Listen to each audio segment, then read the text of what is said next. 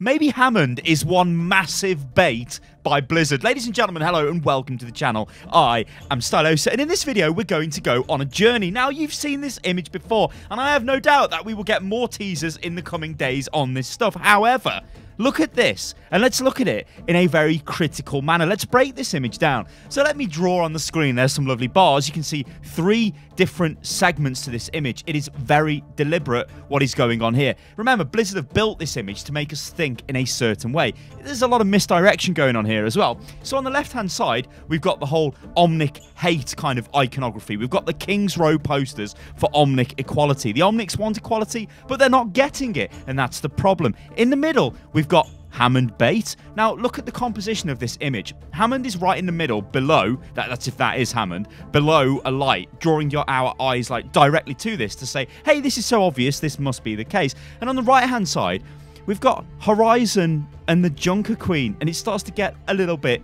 complicated. Now, let's go to the first block here, the Omnic hate block, and let's take a look at where this actually is. Now, Balderno, who is part of the Unit Lost Discord, sent me a message and said, Sty, I found this area. It's actually here in Rialto. And I'm like, oh, yeah, it is.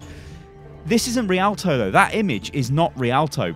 The reason for that is this English poster's up, and it looks like King's Row. The lighting has been changed, yeah? There's bits of work done to it. I think what has happened here is Blizzard have just reused that asset. They've basically pulled that, edited it in kind of like a King's Row-y type of way, and then used it. It's probably a time-saving thing. I don't think there's really much to read into this. I don't think it's on Rialto. I don't think we've unlocked some sort of crazed secret code where, oh yes, it's going to happen on Rialto. If it does, then I'll eat my hat, but I don't think that's the case. It very much looks like King's Row. Before we get stuck into the video, though, ladies and gentlemen, check this out. This is the Omen Esports Report. This is a monthly esports show. However, what's special about this is I'm going to be the guest on the first episode. It's going out on Friday at 7 PM on the 29th of June on twitch.tv/Omen by HP Europe. It's going to be absolutely beautiful. So come over and check this out. I'm going to be talking about Spitfire, Hurricane, Overwatch League, and all of that good stuff. It's going to be absolutely awesome. So, let's talk about this, the calm before the storm. What does that actually mean, and why would they put that with this tweet? Well, calm before the storm is typically a period of, like, downtime before a major event. This could be, you know, you could use it in a military term. You could say the calm before the storm would be the troops preparing to move out, or the troops on the ships before they land at D-Day, for example, right? Before they land on those Normandy beaches, it's calm. Everything's calm. Then there's a massive storm. So I think something major is going to happen. This image, though, is a precursor. It's something which is building up our hype in a managed and constructed way, yeah, but also directing us in possibly different directions. But what's going on? What is the calm before the storm here? Well, I think for this, to break this down, we need to look at the image again, and we need to really focus on each area of the image and what it's trying to tell us as a story, what it's trying to do, where it's trying to direct us, what the hell is going on. So if we go back to this and we redraw our lines, and then we bring up our sort of markings to name each section of this image, on the left we see a lot of well, it's not anti-Omnic propaganda. What this is the Omnics asking for equal rights. Humans asking for Omnics to get equal rights. There's also a Lucio poster there. Now, Lucio is... Can we call Lucio a man of the people? Like, Lucio is the modern generation. Lucio is very free-thinking. Lucio, I think, in this image here, reflects forward modernism. Reflects, like, all-encompassing. Reflects, like, not discriminating against people. Yet there is discrimination in this image.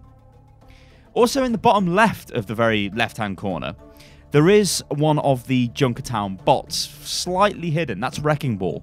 It's very hard to make that out, but it is a Wrecking Ball poster there for one of the bots that fights in the scrapyard, which, of course, the Junkerqueen owns and runs, and that's how she makes a lot of her money.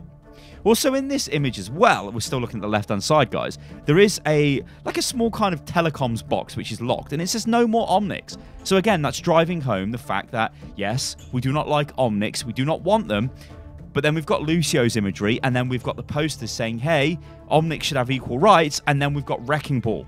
Now, the Junkers do not like the Omnics. Junkertown is inside the Australian Omnium. The Omniums are where the Omnics are produced. After the Omnic crisis, they were destroyed. They were taken over, especially the one in Australia. That is where the Junkers are based. That is where the Junkerqueen is based. So she hates the Omnics. They destroyed Australia, but she took them back. Well, she destroyed them. She took out the Omnium, and that's where she lives. So let's take a look in the middle of this image. Now, is this Hammond Bait? Now, in my very first image, rather not image, video that I put out on this, I was like, look, this has to be Hammond. Now, the reason for that is it's very clearly pointing towards Hammond here. There is a big bright light. Hammond is right in the middle of the image. And remember what I said about image composition. Your eyes are going to be drawn to the center of the image. So it's like, oh yeah, Hammond. That must be Hammond. We've never seen a chimp before, or a monkey in Overwatch. Like, nothing has ever really looked like that. I guess you could say like a baby Winston, but that's a baby gorilla. It looks nothing like a chimp or a monkey. But it's right in the middle of the screen. Now, my thinking for this is, it's so obvious here. I know Blizzard don't like the whole Sombra ARG and how that kind of got out of hand and they couldn't really control it. So now they're being very obvious. It's like, there you go, it's Hammond, get over it. Hammond's coming, right? He's jumping down from space. Hammond's a legend. Now, that could still be true, and I think we'll only find this out when we start getting further teasers that give us more information. But right now, it's kind of a bit of both, right? Is Hammond the thing? What about the dog? That dog's clearly got a spacesuit on. Is the dog from space? Is the dog Hammond's friend? Is the dog Hammond? This has all been covered, and it could possibly be the case. It's there, again, for a reason, but this could be simple misdirection in the middle of the image to make us think, oh yeah, that's Hammond, when actually it's not Hammond. So if we take a look now at the right-hand side of this image, we see a lot of stuff going on here. This is by far the most complex sort of compositional area of this image. So when we look at this, there is a lot of things going on. First of all, we've got another space monkey chimp. That is not Hammond. It looks different to Hammond. We have then got the Power for New Horizons poster.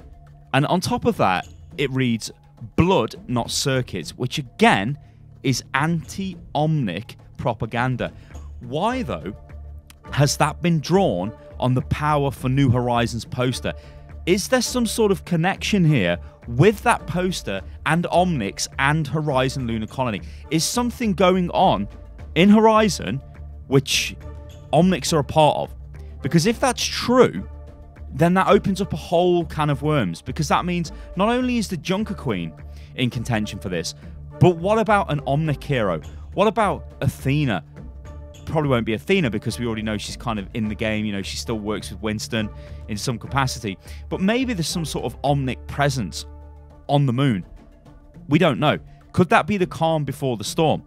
Is there about to be a return to the world by one of these, I want to say God programs, but we know God programs have got a bit of a sordid history with Overwatch. I think Michael Chu at one point has said that they don't actually exist and they don't do anything, and then they do. So we don't really know what's going on. But this idea of like an Omnic king, some sort of Omnic warlord, some sort of Omnic god that makes a return, to me sounds amazing. Why that would be on Horizon and why we've had no mention of it just yet, I don't know. Is it possible? I guess anything's possible. Is it cool as hell? You're damn right, it's cool as hell. Also, in that poster, we can see a very small spaceman in an orange suit. It's probably one of the scientists from Horizon.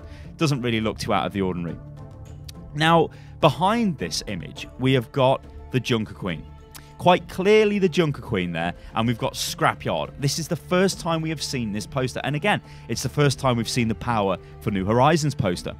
What could this mean? Is Junkerqueen attached to this? Why is it below the poster with the Omnic? Like, remember, this has been constructed with a purpose, right?